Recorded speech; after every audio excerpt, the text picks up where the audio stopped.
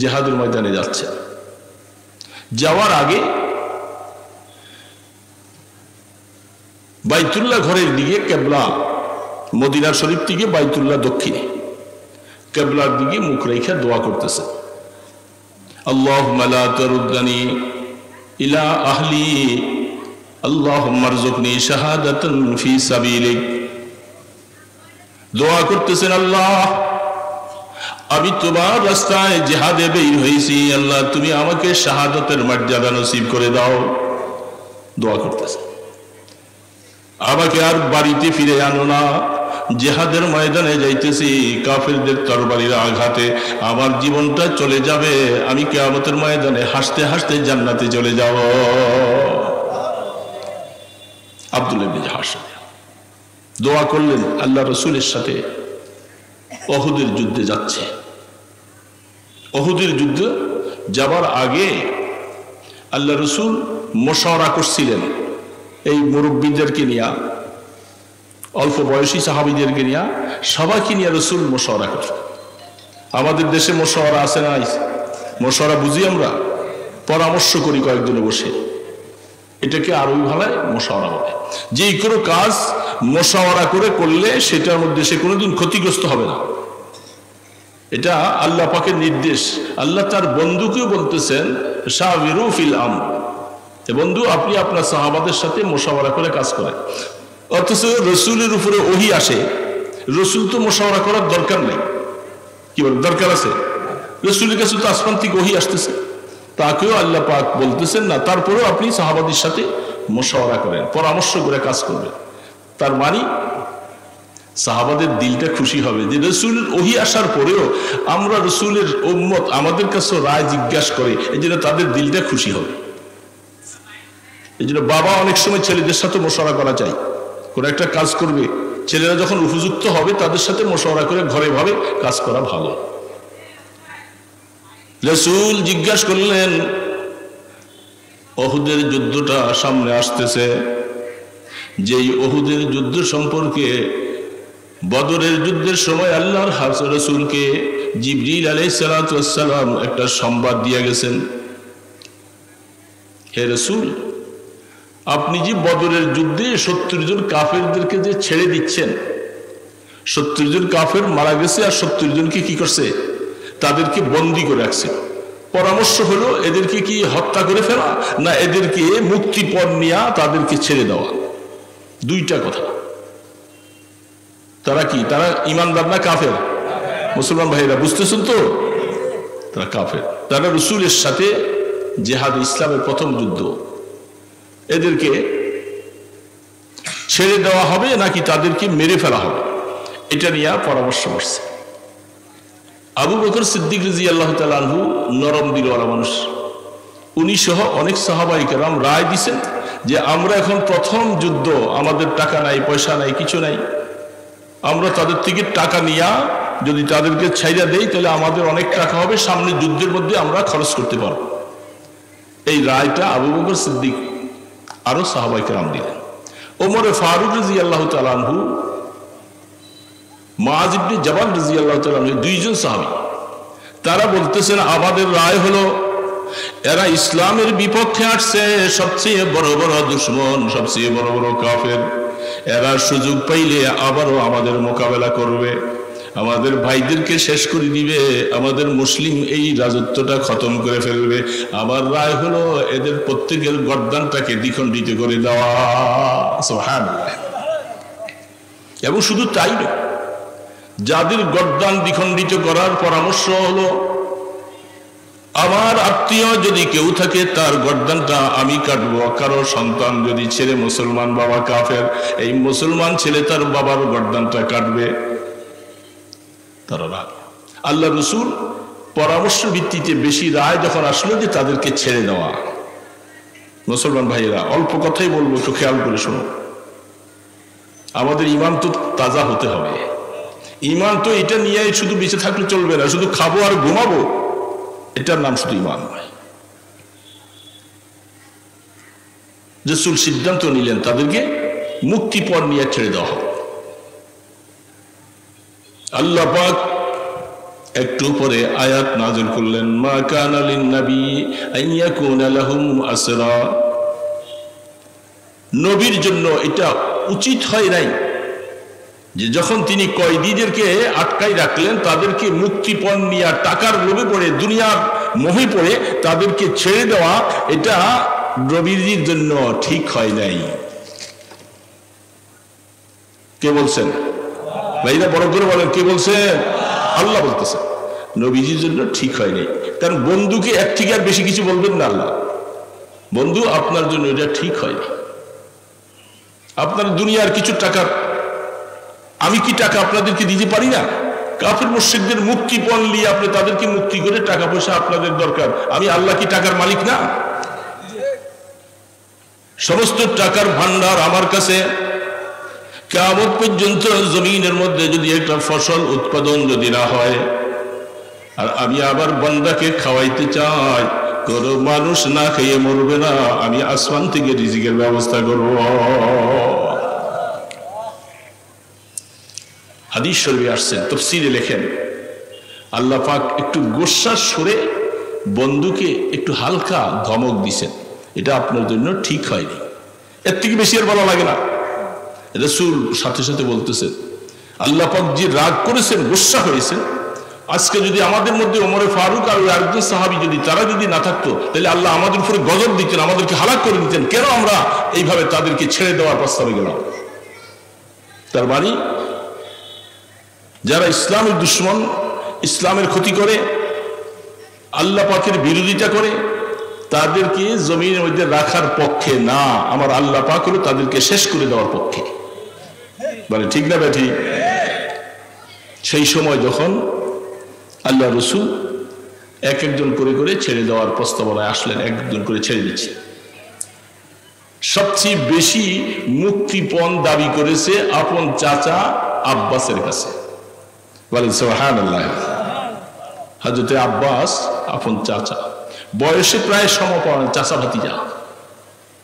হযরত আব্বাসকে রাসূল কি বলতেছেন, ভাতিজা তুমি জানো তোমার চাচা একেবারে অভাবী মানুষ, কিছুই নাই, আর এর উপরে তুমি মুক্তিপণ বেশি চাপাইয়া দিলা, এটা কি ইনসাফ? আল্লাহ রাসূল বলতেছেন, চাচা একটা কথা স্মরণ করিয়ে দেই, আপনার কাছে কিছু নাই। আপনি যখন বদরের যুদ্ধে যখন কাফেরদের পক্ষে হয়ে যখন আসতেছিলেন, রাত্রের গভীরে অন্ধকার সময় ঘরের মাঝখানে একটা গর্ত করে একটা স্বর্ণের চাকা রেখে আসছিলেন। চাচা ওই স্বর্ণের চাকাটা কোন দিনের জন্য রাখছ? সুবহানাল্লাহ। হযরত আব্বাস বলতেছে, এমনি চাই আছে রাসূলের চেহারা। ভাতিজা তুমি এটা কোত্থেকে শুনলা? আমি এই কাজটা যখন করেছিলাম, আমি আর তোমার চাচি ছাড়া দুনিয়ার মধ্যে কোনো মানুষ জানে না, তুমি এই কথাটা জানলা? বলে আমাকে আমার আল্লাহ, আমার রব আমাকে জানিয়েছেন, আকবারানি রব্বি। আমি নিজে নিজে জানি নাই, আমাকে কে জানাইছে? যদি বলেন কে জানাইছে? আল্লাহ যতক্ষণ পর্যন্ত কিছু না জানাবেন ততক্ষণ পর্যন্ত আল্লাহর রাসূল নিজে নিজে কিছু জানতে পারে না। ঠিক না ভাই? ঠিক বলেন তো, এই কথার মধ্যে আপনারা একমত কিনা? আল্লাহ কিছু না জানার আগ পর্যন্ত রাসূল নিজে নিজে নাকি নিজে নিজে জানে? লা ইয়ালামুল গায়বা ইল্লাল্লাহ। কোন ব্যক্তি কিছুই জানার অধিকার নাই একমাত্র আল্লাহ ছাড়া। আল্লাহই সবকিছুর গায়েবের মালিক জানেন। আল্লাহ তার বন্ধুকে যখন জানাইতে চায় জানাইয়ে দেন, তখন তার কাছে আর এটার গায়েব থাকে না। এই জন্য আমাদের আকীদাটা মজবুত করবো তো, আমরা কেউ কোনোদিন যেন এই কথা না বলি যে রাসূল নিজে নিজেই অনেক কিছু গায়েব জানছে। এই আকীদাটা যদি আসবে, সাথে সাথে আল্লাহর দপ্তর থেকে ঈমানের থেকে ক্যান্সেল হয়ে যাবে। কারণ আল্লাহর সাথে শিরিক আল্লাহ পছন্দ করে।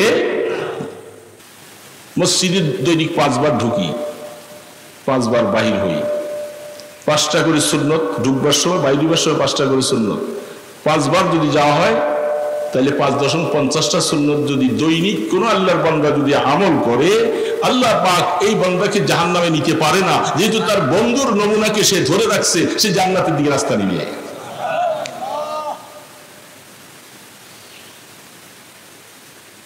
আমরা বহু মানুষ আছি, আমাদের মেয়েগুলাকে বেপরদা স্কুলে পাঠাই। আমি সকালে আমি ছিলাম, অলিপুর সাহেব ছিল, রাজশাহী থেকে বিমানে উঠেছি 8:50। তো আসবার সময় কি বলবো, এয়ারপোর্টে তো কত রঙের মহিলা। অলিপুর সাহেব যে সিটটা পড়ছে, আমি বসছি ওই সাইডে, উনি পড়ছে এই সাইডে। তার সিটের সামনে যে মহিলাটা, এই মহিলাটা তার চুলগুলি সব সাইডে দিয়া, চুলগুলি উইরে আইসা আইসা হুজুরের গায়ে পড়ে। কি করা, কি করা? কতক্ষণ চক্ষু বন্ধ করে রাখবে? একজন পুরুষ তার পরনের লুঙ্গিটা, পায়জামাটা খুলে উলঙ্গ হইলে যেরকম গুনাহ হবে, একজন মহিলা শুধু মাথার চুলগুলি খুলে রাখলে তার সমপরিমাণ গুনাহ। নাউজুবিল্লাহ বলবেন না? এরকম চুল এখন খুলে খুলে আমাদের মেয়ে, আমাদের ছেলে, আমাদের পুত্রবধূরা এখন সব সমাজে ঘুরতেছে। আবার মাশাআল্লাহ কোরবানির সময় বড় গর্বটা আমিই দেই। মসজিদে ঈদের জামাতের মধ্যে গেলে গিলা করা জামাটা আমি গায়ে দিয়ে সবার আগে বসি, ঠিক না? ঠিক বলেন?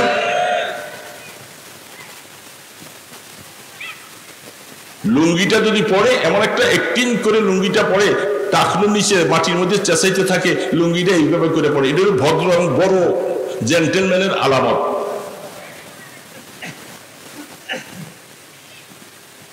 এগুলি রাসূলের আশিক, তাই আফসোস লাগে, ইমানদার মুসলমান ভাইরা আফসোস লাগে। এটা নাম রাসূলের আশিক না।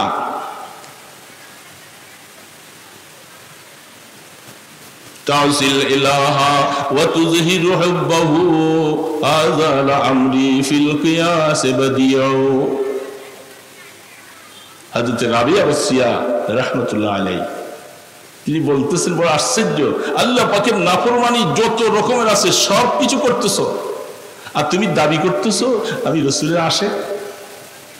হ্যাঁ, আমি রাসূলের আশিক, আল্লাহ পাকের মহব্বত দাবি করতেছি, আর গুনার কাজ যত আছে সব করো। পর্দা নাই, পর্দা কি শরীয়তে হালাল না হারাম? হারাম। এটা কি নামাজের মতো, যেরকম নামাজ না পড়লে যেরকম গুনাহ হয়, পর্দা না করলে এরকম গুনাহ হবে না? কি বলেন আপনারা? আফসোস লাগে ইমানদার মুসলমান, ইমানকে তাজা করা লাগবে। শিরক বুঝছেন? আল্লাহর সাথে, তার জাতের সাথে, তার সিফাতের সাথে কোনো কিছু কাউকে অংশীদার বানাবে, আল্লাহ বলে যে তোমার ইমান ক্যান্সেল, তোমার ইমান কবুল হবে না। তো এই কথা শোনার পরে হযরত আব্বাস রাদিয়াল্লাহু তাআলা আনহু, লম্বা ঘটনা বলতেছে, আমি সূত্রটা বলি, আমি আমার ওই জায়গা যাচ্ছি।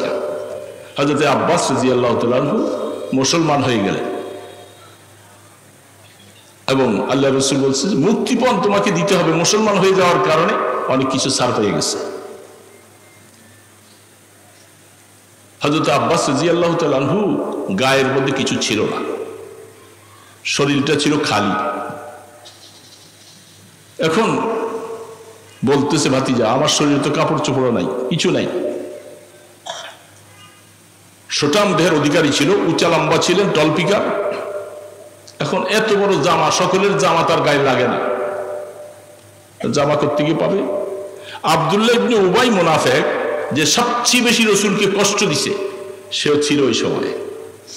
দেখেন, মুনাফিক কাফের থেকে বেশি কষ্ট দেয়। আমাদের সমাজের মধ্যে এখনো কিছু মুনাফিক আছে, আছে না নাই? আপনাদের এইদিকে নাই, আমি আমাদের নারায়ণগঞ্জের কথা বলতেছি, আছে আপনাদের এদিকেও মুনাফিক, যারা কথা বলবার সময় মিথ্যা বলে, আমানত রাখলে আমানতের খেয়ানত করে।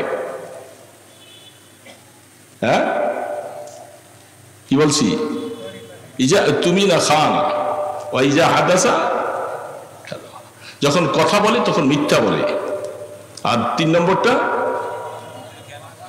আমানতের খেয়ানত করে। এটা এটা হলো আমলি মুনাফিক। আর কিছু আকীদাগত মুনাফিক আছে যারা আল্লাহকেই ভালো করে বিশ্বাস করে না, রাসূলকে বিশ্বাস করে না, যারা এরকম কিছু কাজ করে, এরা হলো আকীদাগত মুনাফিক। এটাও আমাদের এই সমাজে আছে। মুনাফিক এসে বলতেছে, হে আল্লাহ রাসূল, আমার গায়ের একটা জামা আপনার চাচাকে দেন, আমিও উঁচা লম্বা মানুষ, আমার গায়ের জামাটা তার শরীরে ফিট হবে। রাসূল বলছে ঠিক আছে দাও। চাচারে জামা গায়ে দিছে। একটা বিশাল উপকার করছে না? রাসূলের চাচার গায়ে জামা ছিল না, সে একটা জামা দিছে। ওনাদেরকে দেন, পাখারা পিছনে গরম লাগে।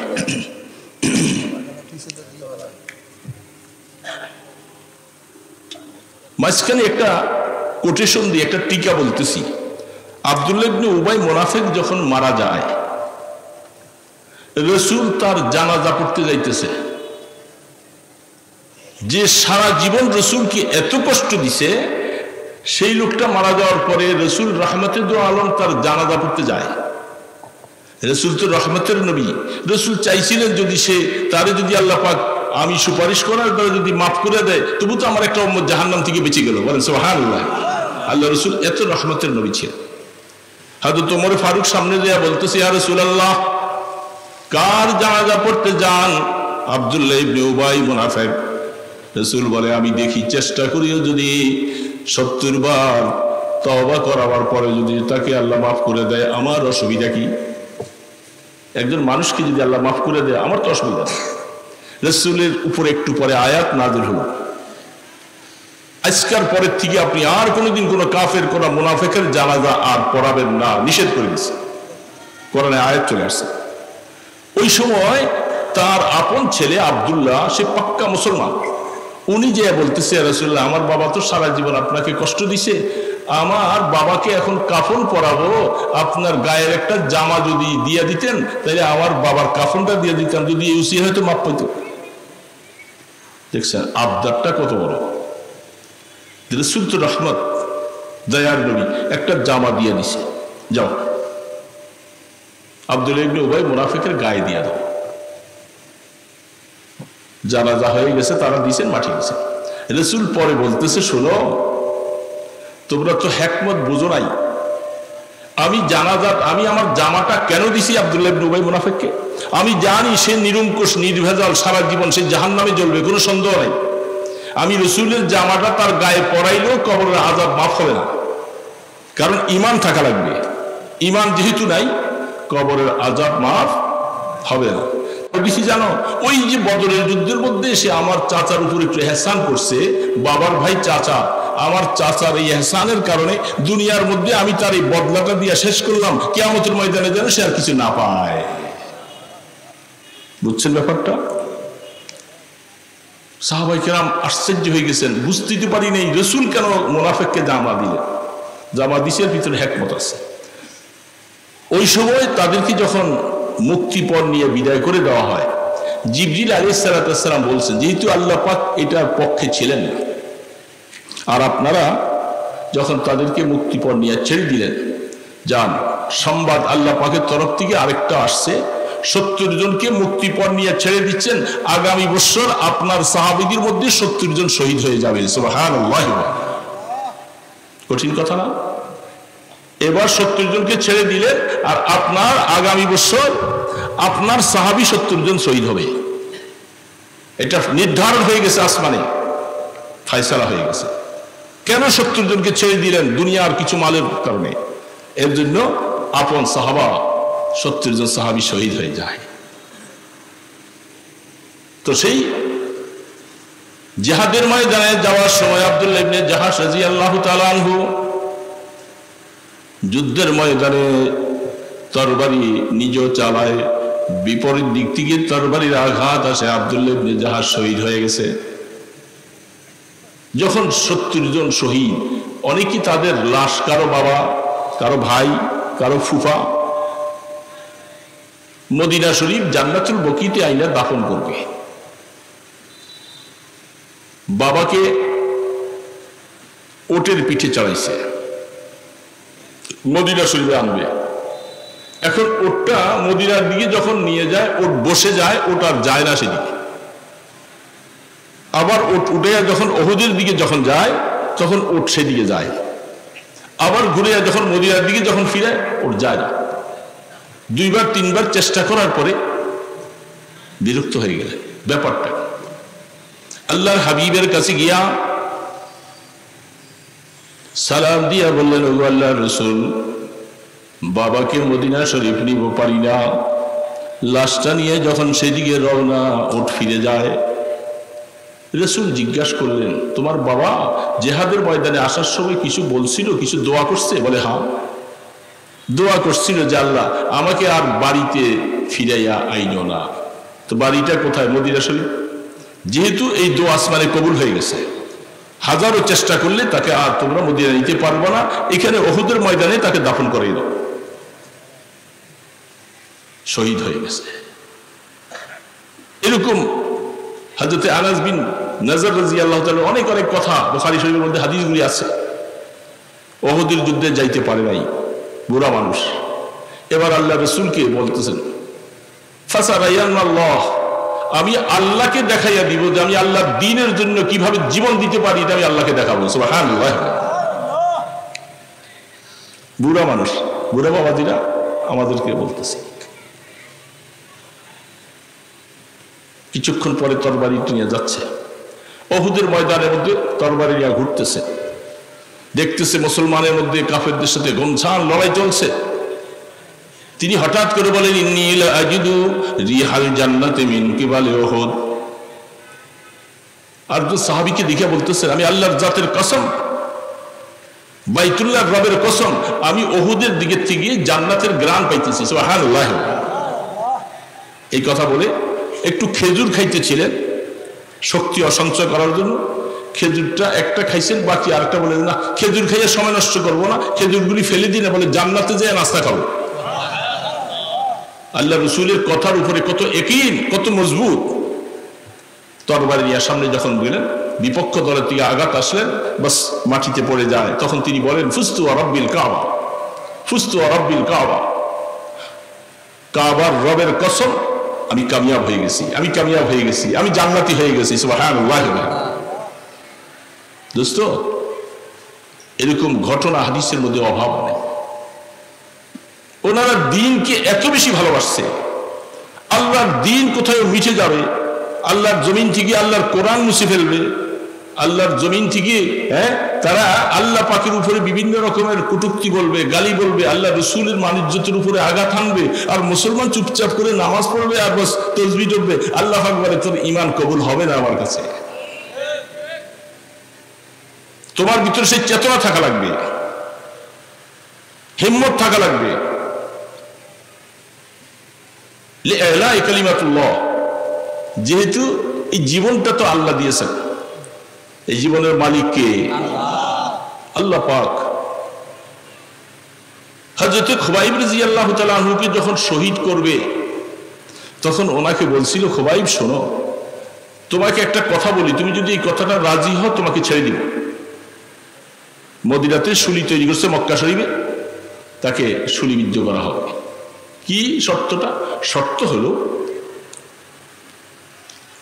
আমরা তোমাকে ছেড়ে দিব, আর তোমার জায়গার মধ্যে মুহাম্মদকে এনে তাকে আমরা এই বিভিন্ন খেজুর গাছার কাটা দিয়া তাকে একটু ঘাই দিব, একটু ব্যথা দিব। তুমি এতটুকু যদি রাজি থাকো, বাস তাহলে তোমাকে ছেড়ে দিব, আমরা তোমাকে আর হত্যা করব না। এটা কি বেশি কিছু? এতটুকু কথা তো মুখে বললে যদি পার পাইয়া যাওয়ার দরকার ছিল, পার পাইতে পারে। আমাকে ছেড়ে দিবে, আর আমার জায়গার মধ্যে রসুলকেও পাইয়া শাস্তি দিবে। একটু রসুল কি আইনে কি শাস্তি দেওয়া কি সম্ভব? বলেন না, সম্ভব নাকি? কঠিন কথা, এটা এত বড় ক্ষমতা তাদের নাই। শুধু মনে মনে এই কথাটা তুমি বলবা যে তোমার জায়গার মধ্যে মুহাম্মদকে আইয়া আমরা শাস্তি দিব। এতটুকু কথা তুমি যদি মুখে বলতে পারো, তোমাকে ছেড়ে দিব। হযরত খুবাইব রাদিয়াল্লাহু তাআলা বলতেছেন, এই কাফেরের বাচ্চারা, কত বড় সাহস, আমাকে ছেড়ে দিবে? আমার মতো খুবাইবের হাজারো জীবনের কি মূল্য আছে? আমাকে ছেড়ে দিবা, আমার রসুলকে আইনা বাইন্দা এখানে একটু শাস্তি দিবা, এটা আমি মনে করার জন্য? আরে এটা তো দূরের কথা, আমার রসুলের পায়ে সামান্য একটু কাটা ফুটুক, এটাও তো আমি কোনোদিন চাইতে পারি না, এটার কল্পনা আমি করতে পারি না। কাফের মুশরিকরা কি প্রস্তাব দিয়েছে আমার কাছে, দূর হয়ে যাও আমার সামনে থেকে। তারা বুঝছে যে রসুলকে কত ভালোবাসে। আমরা তো রসুলকে ভালোবাসি, কি বলে ভালোবাসি না? ভালোবাসেন কি ভালোবাসেন না? সবাই ভালোবাসি, কিন্তু ভালোবাসার মাপকাঠি বেশ কম আছে না নাই? কত পার্সেন্ট? সাহাবায়ে কেরাম রসুলকে যে ভালোবাসা দিয়েছিলেন, সেই ভালোবাসার পার্সেন্টেজ যদি আমার মধ্যে, আমি আমাকে বলতেছি, আপনাকে নয়, আমি মনে করবো যে 1000 ভাগের 1 ভাগও আমার কাছে নেই, আপনাদের কাছে বেশি থাকতে পারে। শুধু আমরা একটা আশা নিয়ে বসে আছি। কোন একজন আল্লাহর আরিফ বলতেছে,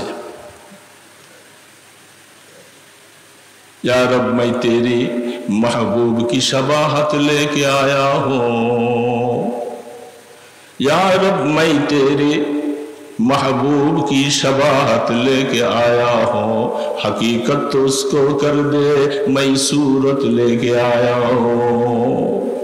আল্লাহর আরিফ বলতেছে, আল্লাহ আমি আপনার বন্ধুর এই শুধু একটা সাদৃশ্য, একটা নমুনা, কিছু দাড়ি রাখছি, কিছু টুপি মাথায় দিছি, নামাজ পড়ি, মেসওয়াক করি, তসবি পড়ি, এগুলি কিছু একটা নমুনা আমার কাছে আছে। এটাতে যদি তুমি দয়া করে একটু হাকিকত বানাইয়া, বাস্তবতা বানাইয়া, রসুলের আশেক বানাই দিতে পারো, তাহলে কি আমাদের মায়েদের একটু নাজাত পাবো, নতুবা নাজাত পাওয়া মুশকিল হয়ে যাবে। শুধু আশা। সাহাবায়ে কেরাম রসুলকে যে ভালোবাসা দেখাইছিলেন, তার 1000 ভাগের 1 ভাগ ভালোবাসা আমার কাছে নেই। ভালোবাসা মানে নামাজ ঠিক মতো না পড়া, 2 ওয়াক্ত 1 ওয়াক্ত পড়া, কি বলেন? এটা রসুলের ভালোবাসা। দাড়িগুলিকে দৈনিক 2 বার 3 বার করে কামাবো, এটা ভালোবাসা? বলেন না আওয়াজ দিয়ে বাবা, ভালোবাসা। টুপি মাথায় দিতে বললে মাথা গরম হয়ে যায়, একটু পকেটে রাখলেও আগে রাখতো, মসজিদে গেলে কমপক্ষে মাথায় দিল, এখন তো টুপি শেষ, এখন আর মসজিদে টুপি লাগে না। মেসওয়াক নাই, যেখানে মেসওয়াক করলে ইমানের মৃত্যু হবে বলে রসুল বলছে। আমাদের কাছে এখন মেসওয়াক নাই, শুধু ব্রাশ আছে, ব্রাশ। কি বলেন, ঠিক না ব্যাঠি বলেন? আপনাদের গ্রাম দেশে আছে, শুধু ব্রাশ পাওয়া যায়, মেসওয়াক পাওয়া। খেজুরের একটা ডালা, এটা দিলেও মেসওয়াকের হক আদায় হয়। এখন আমাদের ইমানটা দুর্বল, তারা পারলো, আমরা পারি না কেন? একটা ঘটনা বললে ইনশাআল্লাহ যাবে। ইমাম হাকিম তিরমিজি রাহমাতুল্লাহ আলাইহি, তিনি নিজের কথা বলতেছেন, তিরমিজি শরীফ যিনি লিখছেন, কত বড় মুহাদ্দিস, কত বড় আল্লাহওয়ালা। তিনি বলেন যে আমি একসময় একটা আঙ্গুরের বাগানে গিয়েছিলাম। কথা বুঝে আসতেছে বাবা? আঙ্গুরের বাগানে গেছে, একটা সুন্দরী একটা মেয়ে, ওই সময় আমি জোয়ান মানুষ, সেই মেয়েটা কিভাবে যেন টের পাই আসে, আঙ্গুরের বাগানে ঢুকে সে ইন্নালিল্লাহ হয়। বাইক গেছে গা, আচ্ছা হ্যাঁ, জেনারেটর আসবে, অসুবিধা নাই, আমরা আল্লাহর জিকির করতে থাকি কয়েকবার।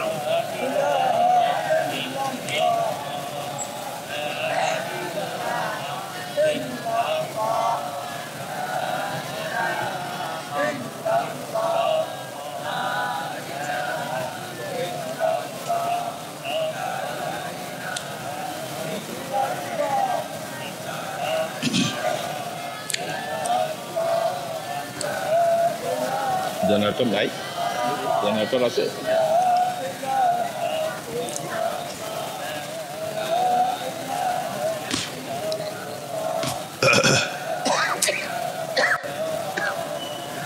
এতক্ষণ তো লাগার কথা না জানিস।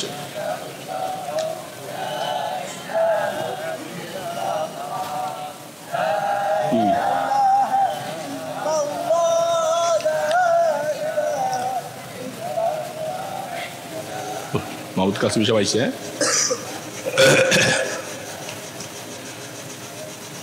সবাই বসে যায়, আমাদের পরবর্তী মেহমান আয়সা করছে। আমি এই কথাটা শুধু হালকা একটু বলে শেষ করে দিচ্ছি। তিনি বাগানের মধ্যে একজন মহিলা মেয়ে বাগানে ঢুকে বাস ওইদিকে তাকান দরকার, সামনে এসে বসে যাবে। এখন তিনি এই অবস্থা দেখে তিনি বাগান থেকে বের হইয়া নিজের জীবনটা বাঁচিয়ে চলে আসছে। অথচ সেই জায়গার মধ্যে ওই সময় যে কোনো অবস্থাতে মহিলার মনের আশা পূরণ করতে পারত, কেউ দেখতো না, এটা গুনার কাজ করে পরে তওবা করত। হাকিম তিরমিজি রাহমাতুল্লাহ আলাইহি তিনি লেখেন, যখন আমার বার্ধক্য সময় চলে আসছে, ওই সময় হঠাৎ করে আমাকে শয়তান এবং নফস এমনভাবে একটা তাড়না দিতেছে, আর আমাকে বলে যে তুমি ওই সময় ওই মেয়েটার সাথে কিছু গুনার কাজ করতে কি অসুবিধা ছিল, করে তুমি তওবা করতা। এই হালাতটা তার দিলের মধ্যে ওয়াসওয়াসা। তিনি তখন মুয়াজ্জিনের কাছে জিজ্ঞাসা করলেন যে এটা কেন আসলো, জুয়ারি অবস্থায় আসলো না, এখন বার্ধক্য সময় কেন আসলো? তখন বলা হয়েছিল, এই কথাটা বলি শেষ করে দিচ্ছি, যে দেখো ওই সময় তোমার বয়স ছিল তখন জুয়ারি, সেখান থেকে আল্লাহ রসুলের জামানাটা আরেকটু কাছে ছিল, আর এখন তুমি প্রায় আরো 70-80 বছর পরে দেয়া আল্লাহ রসুলের জামানার থেকে তুমি 70-80 বছরের দূরে চলে গেছো, যার কারণে ওই সময় আল্লাহ রসুলের বরকত আর একটু বেশি ছিল। সেই বরকতের কারণে, সেই ফয়েজের কারণে গুনার ফিকির অন্তরে আসতে দেয় নাই, তোমাকে বাঁচাবার জন্য সহজ হয়েছিল। আর এখন যতদিন পিছনে যাচ্ছ তোমাকে গুনাহ করা সহজ, কারণ আল্লাহ রসুলের জামানা তোমার থেকে ডিস্টেন্স অনেক দূরত্ব। এই জন্য দোস্ত, আমাদের মনের মধ্যে এখন সেই ভাব কেন আসে না? আল্লাহ পাকের বেইজ্জতি আসবে, আল্লাহ রসুলকে বেইজ্জতি করবে, রসুলের স্ত্রীর উপরে অপবাদ করবে, আর আল্লাহর দ্বীন জমিন থেকে মিটে যাবে। আমার দিলের মধ্যে একটু জিহাদের প্রেরণাও থাকবে না, উৎসাহ থাকবে না। আমি তাইলে মা তাকা বাইতাতি মুনাফিক, তাইলে আমার মৃত্যুটা মুনাফিকের মৃত্যু হলো, আমার অন্তরের মধ্যে জিহাদের প্রেরণা কেন থাকলো না? এই জন্য বড় আফসোস লাগার কথা। আল্লাহ সুবহানাহু ওয়া তাআলা এই আমার সামান্য কথা যেটা বলছি, আল্লাহ পাক এটার উপরে আমাদের সকলকে আমল করার তৌফিক দান করেন। ওয়া মা আলাইনা ইল্লাল বালাগ। আসসালামু আলাইকুম ওয়া রাহমাতুল্লাহি ওয়া বারাকাতুহু। আলহামদুলিল্লাহ, আমাদের কাছে আলহামদুলিল্লাহ সর্বদের হাত থেকে আমাদের ছাত্ররা দস্তারে ফজিলত গ্রহণ করবেন। যে ছাত্ররা আজকে দস্তারে ফজিলত গ্রহণ করতে তারা অতি দ্রুত স্টেজে চলে আসবে বলা হয়। সম্মানিত